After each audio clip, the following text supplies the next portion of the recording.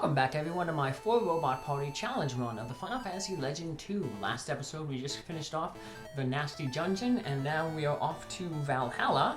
It'll be our first time visiting this world. For many players, they will visit this world if they lose a battle. They're taken here and they get to speak with Odin, and Odin basically tells them that he will revive the party as long as they promise to fight him one day. We won't get that dialogue. If you want to see that dialogue, you can check out my regular playthrough of this game, where I kind of show off that dialogue and then some weird scenarios, like if you lose to Odin for the first time, while you fight Odin, and then just a bunch of different scenarios they can play. So here we are, we're going to Valhalla Palace. All these monsters are the same ones that we saw on the beginning floors of the Nasty Dungeon. So nothing new to see here. And the monsters we're going to get in the next world that we're actually going to visit are the monsters that we saw on the bottom floors of the Nasty Dungeon. So we got a sneak preview of basically most of the remaining monsters in the game. There'll be one more type of monster of each variant on the way down to the center of the earth where the final boss of the game is at.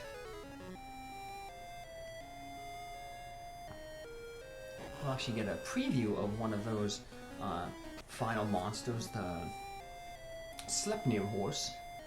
Odin in Norse mythology has a 8-legged horse, Sleipnir. And he has these two ravens who basically communicate with them, basically messengers with them.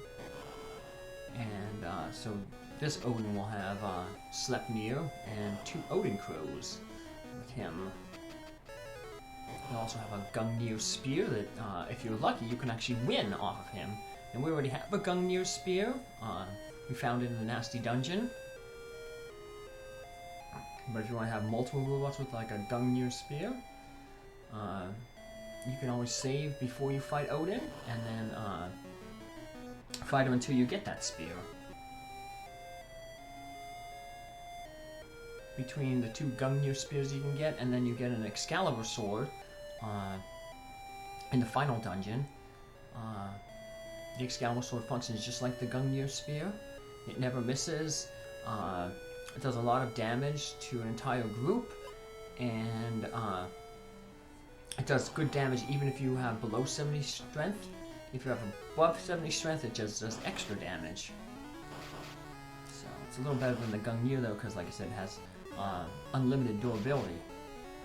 But if you are building up like some strength robots, you have like 2 with the Gungnir spear and 1 with the Excalibur, you've got a good group of robots there. Excalibur is really, really good for humans in terms of raising their strength, because like I said, there's no durability on it, so you never have to worry about, just equip that on them and just go to town, swinging, swinging, swinging, swinging, until you get your max out your strength. If you do a little glitch before you go grab the magi, the Pegasus magi in the Nasty Dungeon, there's a thing called the trash can glitch, and if you select the trash can in your inventory, it basically functions as a strength potion. So that's one way you can use that as to boost up your character's strength. And then if you use the trash can after you grab the Pegasus Magi, it transfers from a strength potion into an agility potion. So it's a way to boost up your agility real quick with characters. That Honey Wasp contingency hack that I mentioned on a previous episode, that fixes a lot of bugs in the game, but it doesn't fix the trash can glitch, so that's pretty nice. Here is Odin. I switched some things around. I gave one of the agility robots, the Aegis shield, because we want to get an Aegis barrier up right away. Because Odin, he can cast ice and he can also cast lightning. Ice is a single target, lightning hits everybody. So we want to get that Aegis barrier up to protect against those two spells. The main issue with Odin is Odin will sometimes use that the gun gear. Like I said, that never misses, so it'll definitely hurt you. We already have protection from lightning, so that's nice. But still, we want to get that ice protection up as well. Let's see here. We want to take out Odin's minions first. Sleipnir has a decent amount of hit points, so it may take 2 people targeting that. Odin crows have about 600, so should be able to take them out with a samurai bow. There we go, finish them off.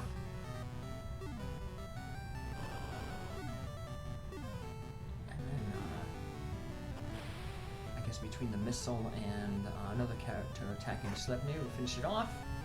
Alright. And now we just have to focus on Odin. Now Odin's basically like a glass cannon. He hits really, really hard with the Gungnir or hitting everybody with a spell like a lightning. But if you put up that barrier with the Aegis, the spells don't work, won't matter against you. And he uses the Gungnir, but kind of rarely.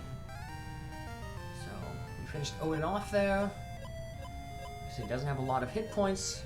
We get an interesting magi there, the Masmune.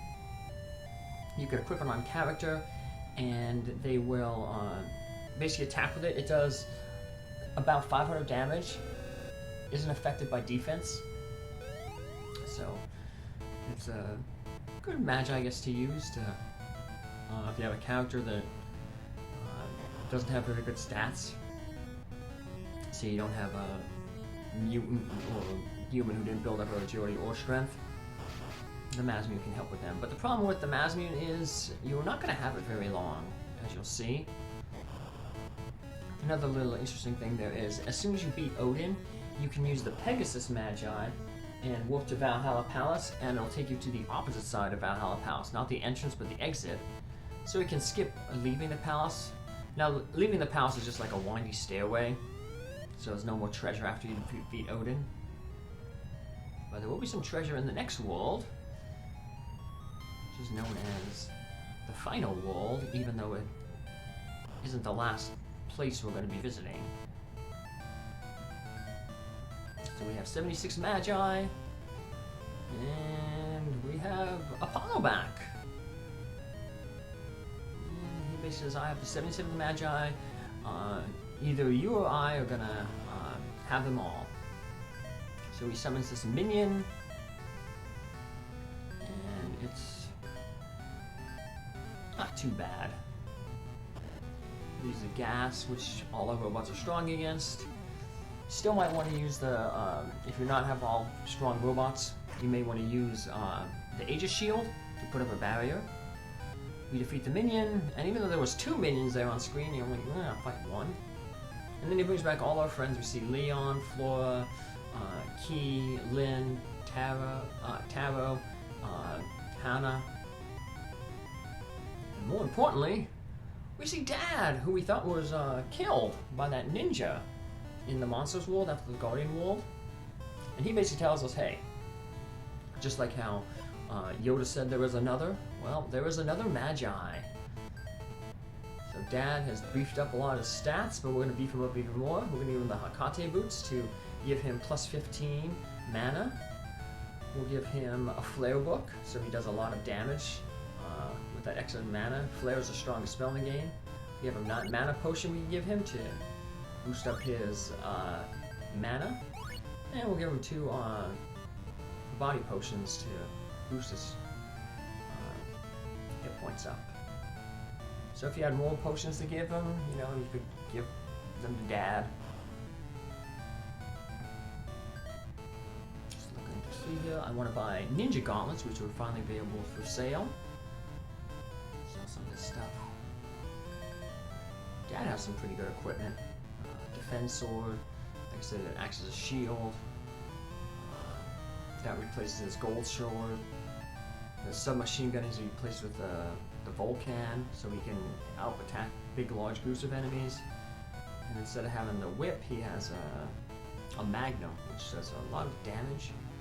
It's one of the strongest firearms.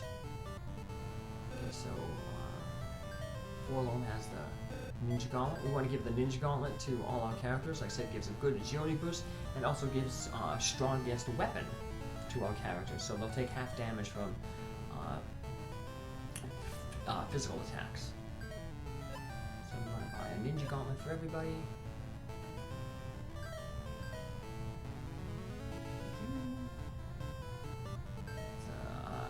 Parachute gives a few different resistances, so we can replace the dragon armor. We're gonna get another parachute in the next dungeon.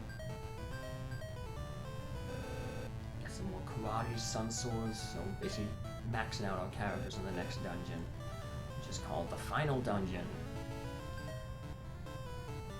Okay, all our character stats there. So we're getting pretty close to the end game. PLNK will get the Excalibur sword. Boost up his strength. Obsidian robots, we saw them in the, like I said, the nasty dungeon, bottom floor. So we have another big dungeon, the final dungeon. It has like weird spooky faces on the walls. It's kind of made me think of like the final level in Ninja Gaiden 2. Another karate, that's the best martial art. We replace one of our characters' judos. Gives a little bit more agility, more hit points. And now we just need to get IG-88 on the Arthur armor. And then him and Forlorn will both set up. We're going to get another Arthur armor in this dungeon. Reset and ready to go. Run away. This dungeon has a lot of floors. I think it has the same amount as the Nasty Dungeon, but the floors are much smaller. Not as much treasure. So overall, it's actually an easier dungeon than the Nasty Dungeon, because the Nasty Dungeon doesn't have. We don't have another party member to help us out. So we place the Dragon Sword with the Sun Sword, get some more strength. Here we go. And like I said, we'll eventually replace the Mirror Mask there with the Excalibur. And then our PLNK robot will be good to go. Well, we'll have to give him that extra parachute that we find here. Parachute, like I said, is really nice on robots. Actually, it's nice on it's also really good on mutants, because mutants, like humans, have 8 slots. But one of those slots is going to be guaranteed to be given to a spell, an ability. Females start with a flame spell, males start with a blizzard spell. And mutants can learn up to 4 abilities. So really, if they learn 4 abilities, and then if they learn any more, it just replaces the ability on the bottom. So you can always shift around, unlike the Final Fantasy Legend 1, where it was random what abilities you lost and gained. They fixed that a little bit here, where they, if you, the ability that will be replaced is the one on the bottom. So if you get a good ability, put it up to the top of your inventory list. There's the Arthur armor. But yeah, so you know, there's 4 pieces of armor. You have your gauntlet, your body armor, your headgear, and then your boots. The parachute would cover all 4 of those slots. So if you have a mutant with 4 abilities, give them the parachute, and then they still have 3 empty slots for equipment, like a spell book, a heal rod. PSI gun. That's a really good gun if you have a high, a mutant or a human with high mana. If if I had a high mana human or a high mana mutant, I could give them the PSI gun, and it would help against Apollo. As we saw, Apollo took all the magi, except for this one that he doesn't know about. And he's basically going to use those magi. It's kind of a preview of our final helper character. He's basically going to use the magi. So he'll use that Aegis shield to defend himself, so we won't be able to hit him with any spells or physical attacks. That's where the lasers come in. You know, guns bypass shields. And then he'll mainly attack us with that Magi. And his worst attack is the Flare attack. I mentioned earlier that Flare is the ultimate magic. I think it has a multiplier of times 13.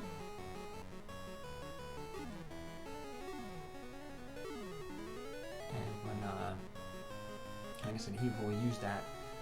And that can hurt a lot of characters. And the thing with Apollo when we fight him is, when we deliver the final blow to him, we have to make sure that Dad is alive. Because if Dad is alive, if Dad isn't alive, it's going to basically spell a game over. So that's one of the reasons why I wanted to save those body potions for Dad. Just to give him, like I said, each body potion gives him an extra 40 health. So it just makes him a little bit harder to kill. And what can make the entire party hard to kill is the last magi we get here. The last magi is the heart magi. And what the heart magi does is it's a one-time use item, but you can restore its usage in the inn.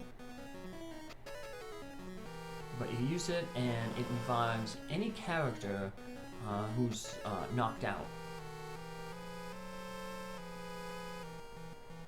It's really good because our final party member will come equipped with the Heart Magi. And she is, like I said, super powerful. She has max health 999. She has protection from all elements. And that, all also includes weapons.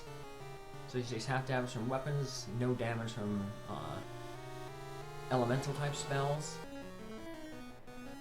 She has maxed out defense. So she's really hard to kill. So she's like a safety, you know, if all your other characters are killed, she can use the Heart Magi and bring them all back to life. With a nuke bomb, that's basically like a one-time casting of Flare. Kind of a pointless item. You can only use it once, and it doesn't give any stat bonuses, so it's not going to, you can't use it to build up your strength or agility or defense. It's just, I guess, a one-time thing. I've only ever used it to just like show it off. But speaking of uses of it, the boss of this dungeon does use it. Now the interesting thing about the boss here is the boss is another robot just like us. And remember I put that Arthur armor on two of my robots, Forlorn and IG-88. I wanted to give them protection from stone. Because robots, they can be turned to stone. So if you have a character that has a stone book, or say a monster that has a stone ability, you can use it on this boss and turn them to stone and finish them off pretty easily. But this is the Warmech. Warmech was the that super boss, super enemy in Final Fantasy 1. You met on the bridge going to see Tiamat, the Fiend of Wind. So we get Warmech back again. Although this is the second version of Warmech, because you see he has the little 2 painted on there next to his face. So he has a lot of multi-targeting attacks. He has a nuke bomb, he has the missile. Sometimes he'll attack with the Vulcan cannon, which is like his easiest attack. But we finished him off. Now we got the final Magi, the Heart Magi. that heart magi.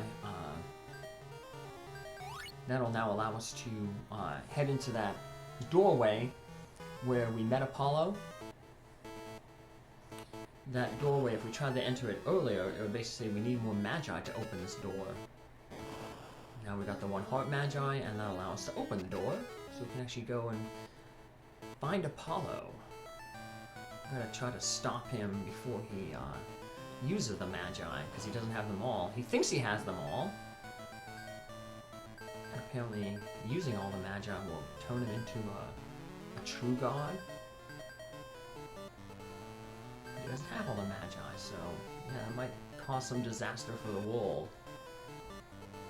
So we shouldn't be hurrying to go stop Apollo, but we're going to take our time to buy some items and sell some items. Getting prepared for the final descent into the center of the world. And mainly we just want to stock up on a bunch of tents. Just going to probably go a little overboard here, but that's your best bet.